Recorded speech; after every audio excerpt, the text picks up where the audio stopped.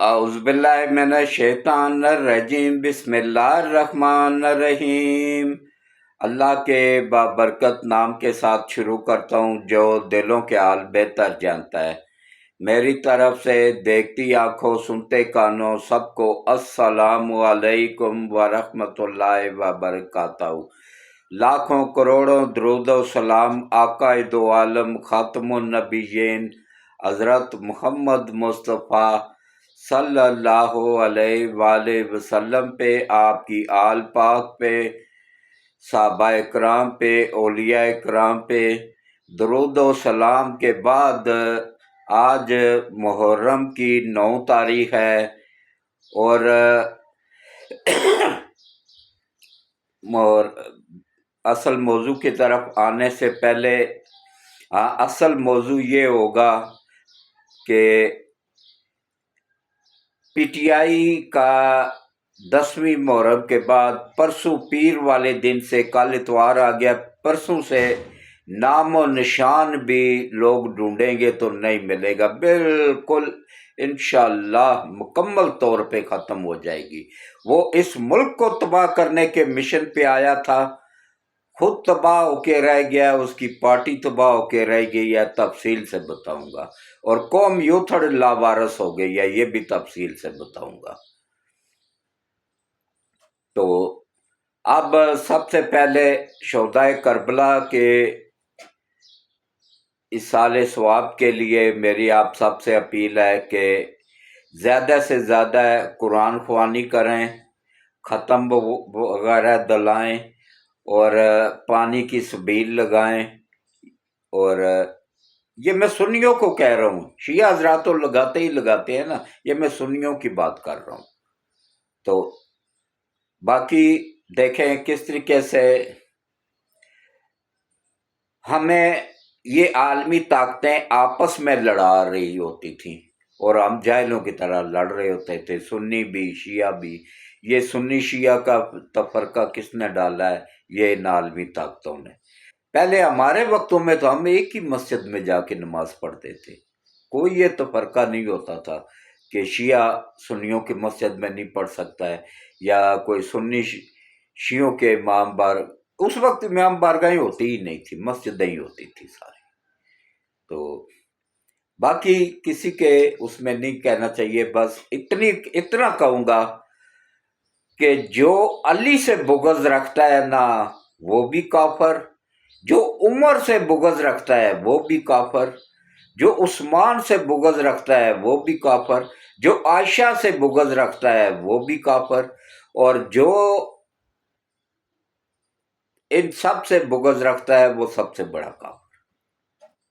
کوشش کریں کہ یہ سب ایک ہی تسبیح کے دانے ہیں، یہ نبی پاک کے صحابہ کرام ہیں، نبی پاک کے پیارے ہیں، ہمارے دین کے راج دلارے ہیں۔ دیکھیں جو قربانی حسین دے گیا نا وہ قیامت تک کوئی نہیں دے سکتا ہے۔ جس طرح کلمہ حق کو بلند کیا حسین نے، کوئی دنیا میں دوسرا حسین آ ہی نہیں سکتا ہے، قیامت تک نہ اتنی بڑی قربانی دے سکتا ہے۔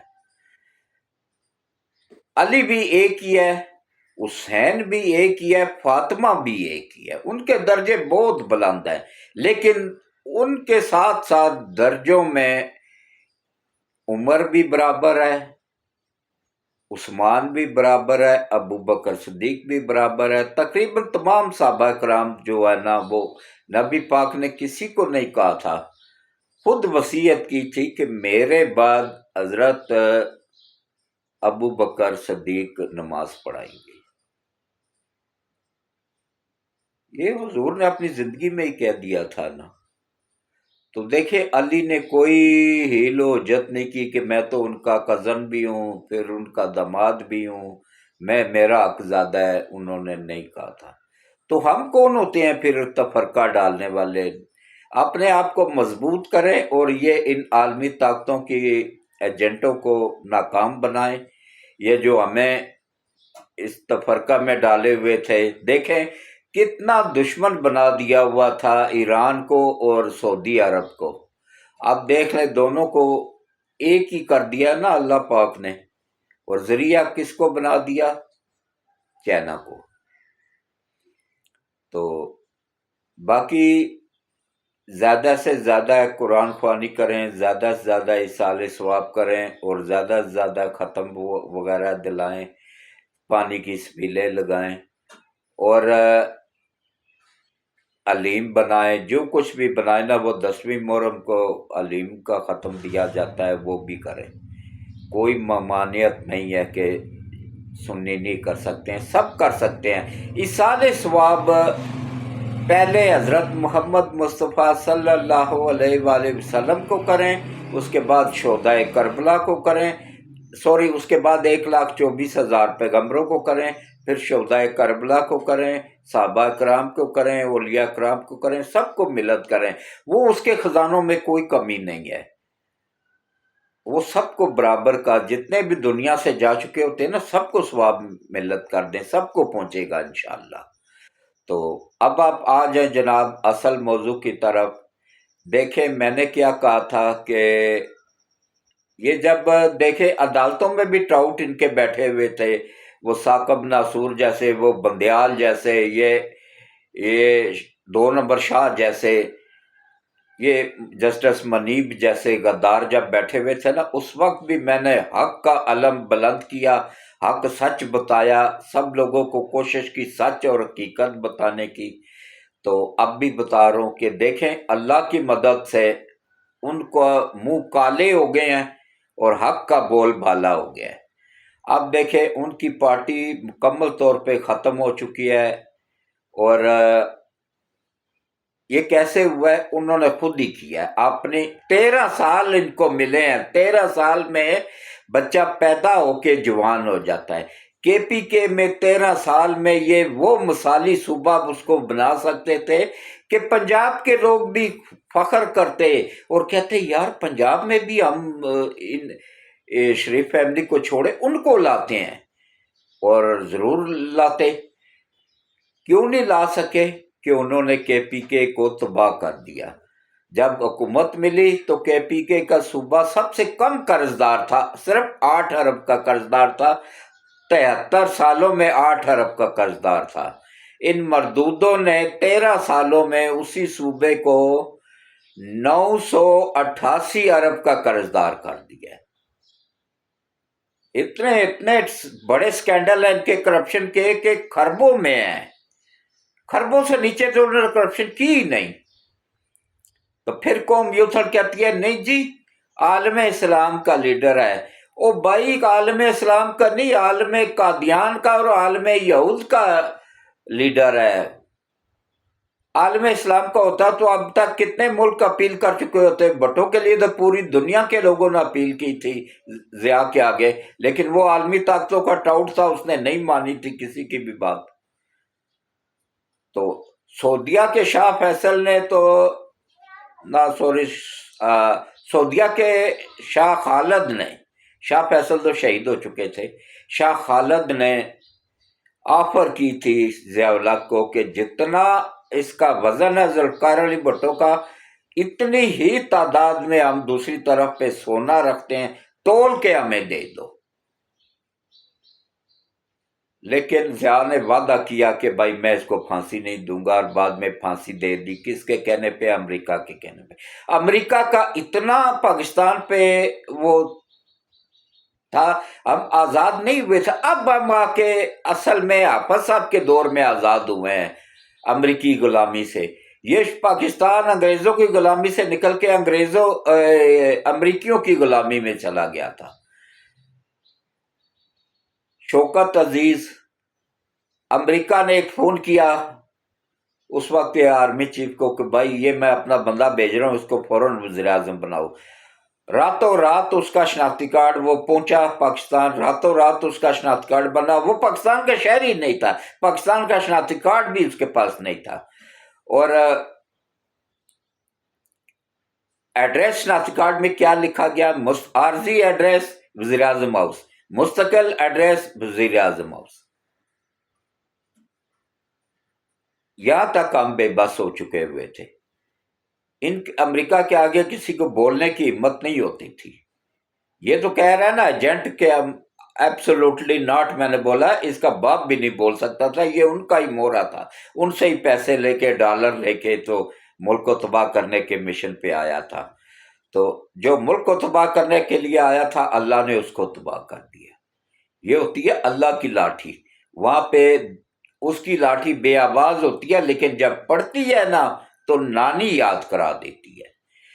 तो देखे किस तरीके से उसके यहाँ देर जरूर है पर अंधेर नहीं है। वो जज भी अपने अंजाम को पहुंच चुके हैं, अदलिया से गंद साफ हो गया है और अब इंसाफ हो रहा है, अब लोगों के फैसले हो रहे हैं।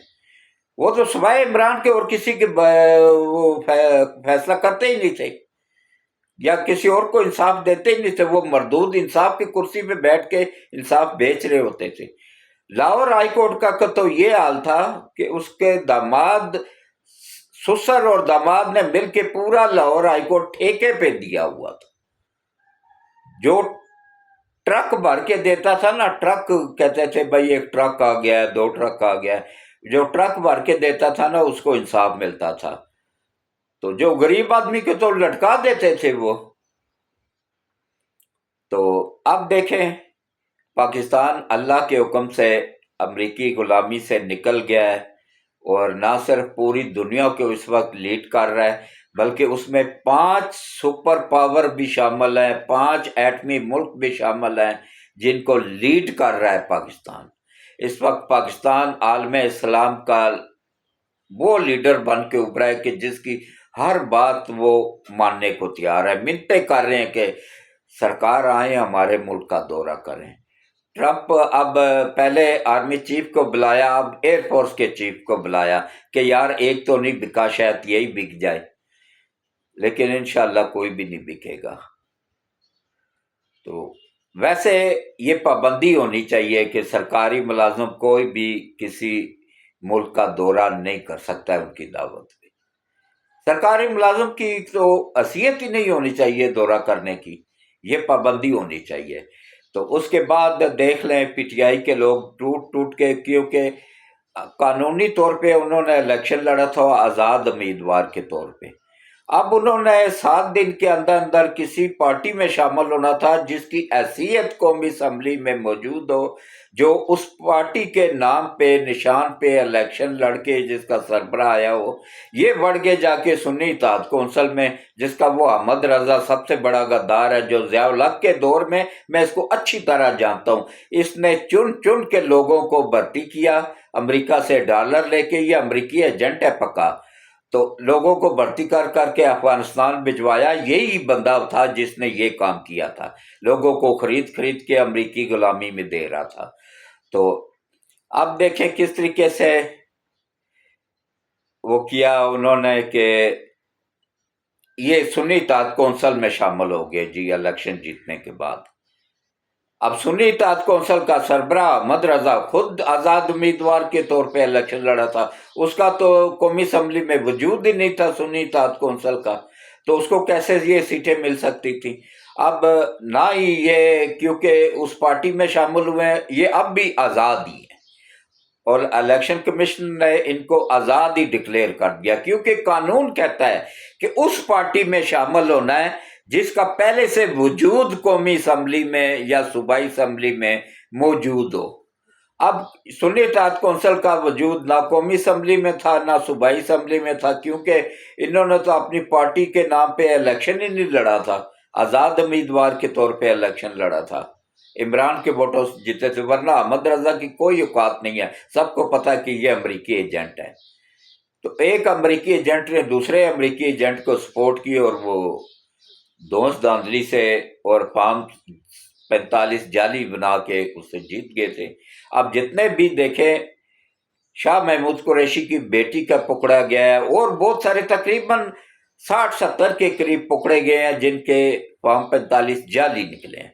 ये दूसरों को जो बात कहते हैं ना, वो इनमें 100% मौजूद होती है। दूसरों को चोर कहते थे, खुद सबसे बड़े चोर शाह साबित हुए। पूरी वर्ल्ड में कोई इतना बड़ी करप्शन किसी ने नहीं की। 190 मिलियन पौंड, पाकिस्तानी रुपए नहीं पौंड, और ये करप्शन पकड़ी किसने? इंग्लैंड की बेस्ट क्राइम एजेंसी ने। انہوں نے پھر وہ تمام ثبوت گورنمنٹ آف پاکستان کو دیے، گورنمنٹ آف پاکستان نے اپنے وکیل کے تھرو وہ تمام ثبوت عدالت میں دیے، جس کی وجہ سے یہ دونوں میاں بیوی کو سزا ہوئی ہے اور یہ سزا کاٹ رہے ہیں۔ تو خدا را اپنے ملک کے وفادار بنے، اپنی قوم کے وفادار بنے، ان غداروں کا پیچھا چھوڑیں۔ وہ تو ویسے بھی بڑھ گیا ہوا ہے، اس کا تو اب زندہ باہر آنے کا کوئی چانس نہیں ہے۔ قوم یوتھڑ اب روتی رہے، پوری زندگی ان کے نصیب میں رونا ہی ہے۔ بدوائی ہوئی قوم ہے جو ماں باپ کے نہیں، بہن بھائیوں کے نہیں، بزرگوں کے نہیں، تو ان کا یہی انجام ہونا ہے۔ تو اس کے ساتھ ہی میں اجازت چاہوں گا۔ اللہ حافظ۔